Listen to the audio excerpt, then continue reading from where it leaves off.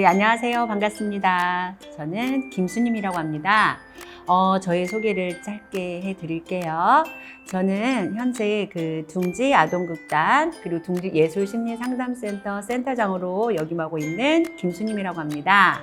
그리고 현재 저는 대학에서 우리 그 학생들과 함께 학습한다라는 생각으로 여러 가지 다양한 활동을 하고 있는 김수님이라고 합니다. 이렇게 간략하게 소개해 드릴게요. 현재 직업에 대해 소개해 주세요. 네, 저는 이런 질문을 받을 때마다 좀 난해하기도 해요. 왜냐하면 하는 일이 너무 많아요. 왜 이렇게 많은 일을 하게 됐느냐라고 말씀을 먼저 드리면, 저는 어쩌면 그 요청에 의했다? 그 요청이 다양한 분야를 저를 학습을 하게 해서 이 자리에 왔다라고 말씀을 드릴 수가 있습니다. 제가 자기소개에서 간단하게 언급했다시피 저는 상담 일을 하고 있고요. 가장 좋아하는 일 중에 대학에서 강의하는 일이 가장 어쩌면 행복한 5가지 순서를 정하라 하면 이 유형에 포함된다라고 말씀을 드릴 수가 있습니다. 저는 유아교육, 청소년, 그리고 사회복지학을 전공을 했어요. 그리고요, 그런 일로 인해서 영화에서 요람에서 무덤까지라는 표현이 있잖아요. 그 표현처럼 저는 영화에서부터 노년기까지 아름다운 일을 상담, 교육, 체험, 그리고 22년 동안 공연 문화에서 또 힘쓰기도 했습니다. 이렇게 해서 저의 구체적인 일을 소개하는데, 마지막으로 덧붙이는 것은 많은 지원 사업을 하고 있어요. 왜냐하면 지원 사업은 혼자 하는 게 아니잖아요. 그렇기 때문에 여성의 일자리 창출, 영유아 청소년에 대한 건강한 사회인으로 육성, 또한 노년기에는 아름다운 제2의 인생을 펼치기 위한 아름다운 삶을 펼치기 위한 노력을 하고 있는 지원 사업도 담당을 하고 있습니다. 이렇게 제가 하는 일을 소개해 드렸습니다. 현재 직업을 선택한 이유는 무엇입니까? 네, 저는 왜 이 일을 하게 됐을까? 힘들고 버겁기도 하지요. 그리고 지치기도 해요. 하지만 저는 피할 수 없다고 생각을 했습니다. 많은 사람들은 여러 가지 유형에서 많은 분야에서 일을 하시지요. 어떤 분들은 정치, 교육, 또한 상담 파트, 이 모든 일에서 하고 계시고요. 지금 저와 저희 인터뷰를 진행해 주신 우리 촬영 선생님도 이 무거운 장비를 가지고 오셨잖아요. 저를 만나러 이렇게 다양한 일을 하듯이 저는 제가 그냥 사명이다 생각하고, 저는 개인적으로 신앙인이에요. 많은 질문을 제가 주고받습니다. 왜 제가 이런 일을 하고 있고, 또 아픈 청소년들, 또한 아픈 사람들을 만나게 될까라는 질문 속에 제가 내린 답은 해야 되는 일이에요. 교육 상담 속에 저를 만나면 많이 변화한다고 얘기를 해주시거든요. 때로는 그게 저한테 부담이 되는 때도 참 많았던 것 같아요. 하지만 저도 어려웠을 때가 있었고, 공부를 하면서 힘들었을 때도 있었고, 일과 양육을 하면서 지칠 때도 있었죠. 또한 제가 살아가야 될 노년, 어쩌면 저의 예쁜 그림을 그리고 있는지도 모르겠습니다. 그래서 청소년을 예를 든다면, 청소년을 만날 때 청소년들이 웃게 되더라고요. 지친 삶이 미소를 보게 되면 저는 지치지 않고 앞으로 공부한 대로 계속 평생 나눔을 실천하는 분야에 최선을 다할 거예요. 지금처럼요. 기억에 남는 에피소드를 말씀해 주세요. 저의 제2의 삶을 되돌아보면 어떤 삶을 살까라고 해서 어떤 예쁜 어르신이 생각이 났어요. 그 어르신을 상담이라는 매체, 교육이라는 매체, 지금 이야기 할머니 활동을 하시는 어르신이거든요. 그 어르신이 저희에게 처음에 오셨을 때 상담 파트에서 이야기를 나눌 때 이런 이야기를 하셨어요. 부부가 살아가면서 저는 있잖아요, 남편에게 굉장히 무시를 당하고 있어요 라고 이야기를 하셨거든요. 그러면서 본인의 삶을 애환이라고 이야기하셨을 때 눈물도 보이셨던 그 어르신이 시간이 지나고 저희와 프로그램을 진행하면서 후에 15주가 지났을 때였어요.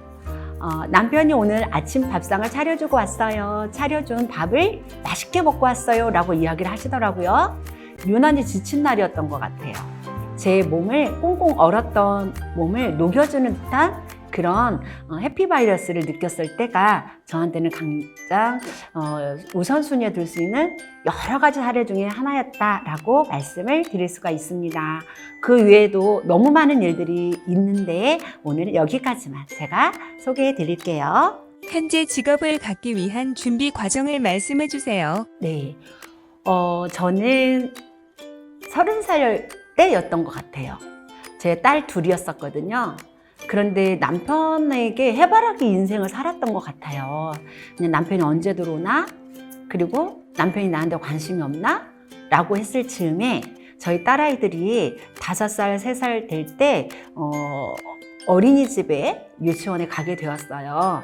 그런데 저한테 단순히 시작했던 것은 그냥 딸에게 재미있는 동화 한 편 들려줘 볼까? 라고 시작했던 강사가 꿈이 아니었거든요.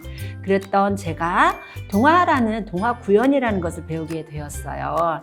그런데 되돌아보면 저한테 부모님이 물려주신 끼와 재능도 있었던 것을 조금씩 발견하게 됐던 게 동화 구연이었던 것 같아요.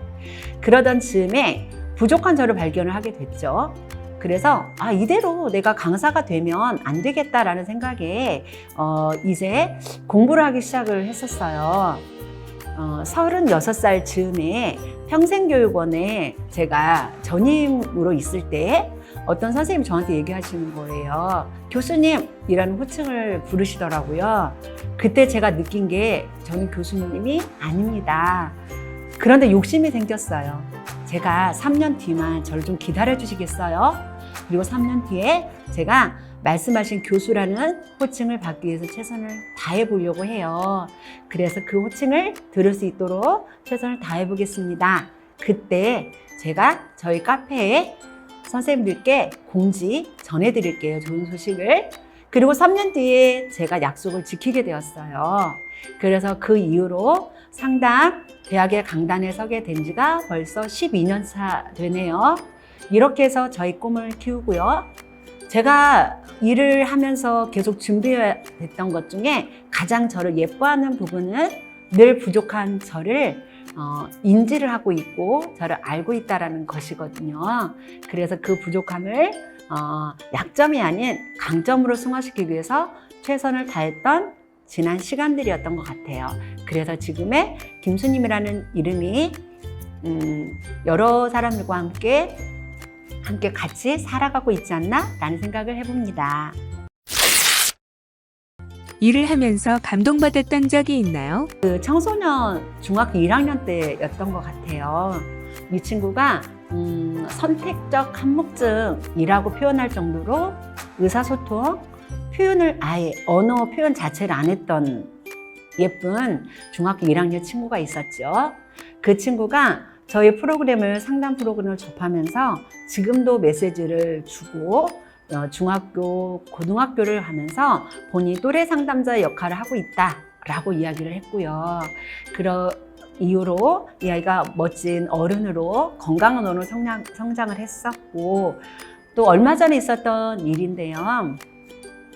예쁜 소녀가 이런 이야기를 해요. 저희 상담실에 들어오면 일주일에 내가 고등학교 2학년 수능을 앞두고 있던 시간들이 보상받는 느낌이 든다라고도 때로는 저를 위로해 주기도 해요. 이런 모습들이 저에게 아마 감동을 받고 또한 선택하게 된 계기 중에 하나인데 마지막으로 상담이라는 걸 계속 피했었어요, 저한테는.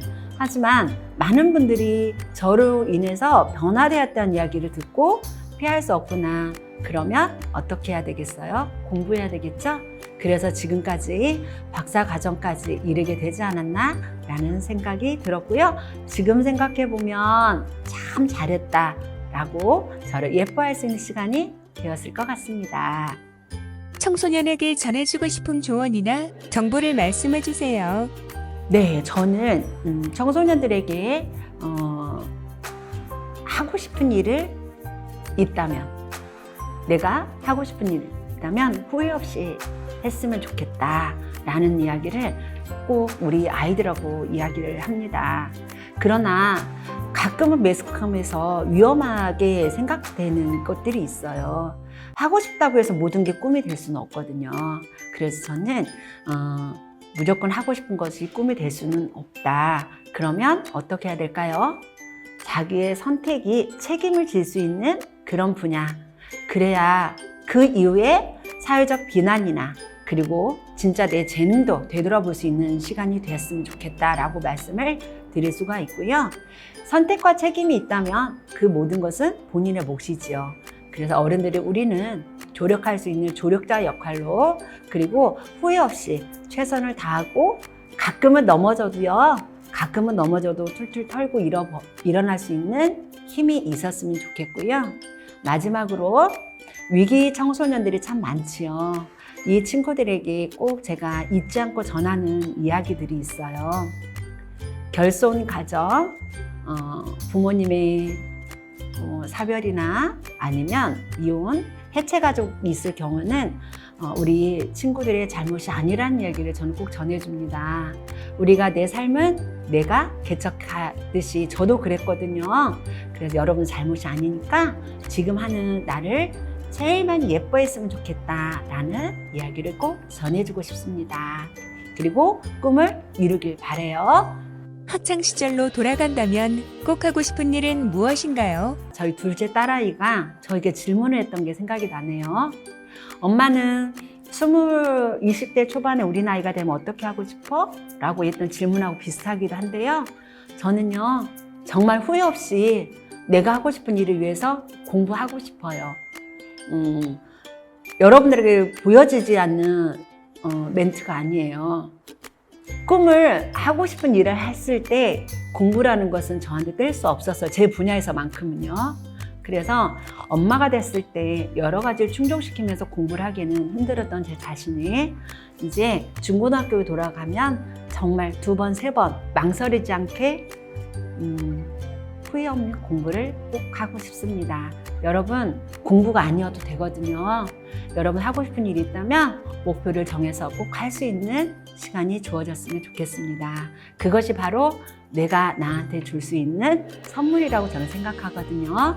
힘내시고 열심히 하시는 여러분들 후회 없이 가끔 후회해도 이유를 위기가 기회가 될 수 있는 우리 청소년들이 될 수 있었으면 좋겠고요. 저희들도 열심히 할 거예요. 여러분들 몫이 아니니까 최선을 다해서 같이 하게요. 여러분들 항상 응원합니다. 앞으로 내 삶의 계획이 있다면 어떤 건지 말씀해 주세요. 저는 지금 하는 일에 최선을 다할 것은 당연한 것이고요. 건강이 첫 번째예요. 저는 제가 필요하다고 하네요. 많은 분들이. 그럼 오래 함께 해야 되잖아요.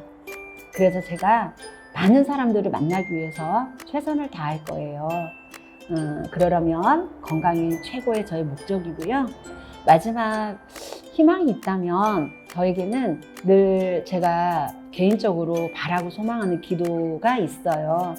그냥 아무것도 바라지 않고 제가 제 삶이 다하는 날까지 그냥 제 차를 몰고 가서 머무는 곳에 봉사를 원 없이 하는 거, 아낌없이 할 수 있는 게 저희 달란트를 주신 저에게 주신 사명이라고 생각을 해요. 저의 계획을 정리해서 말씀드린다면 끊임없이 제가 가진 것을 나눠줄 것이고요. 그리고 많은 분들이 저희 공간에 이 뒤에도 보여지실지 모르겠지만 제 공간에서 누구나 마음 편하게 와서 차 한잔 드실 수 있고 그리고 마음을 이야기해 줄 수 있는 들어줄 수 있는 많은 상담사를 배출하고 또한 봉사를 아낌없이 하는 게 저의 마지막 계획이라고 말씀을 드릴 수가 있습니다. 오랜 시간 고생 많으셨습니다. 네, 감사합니다.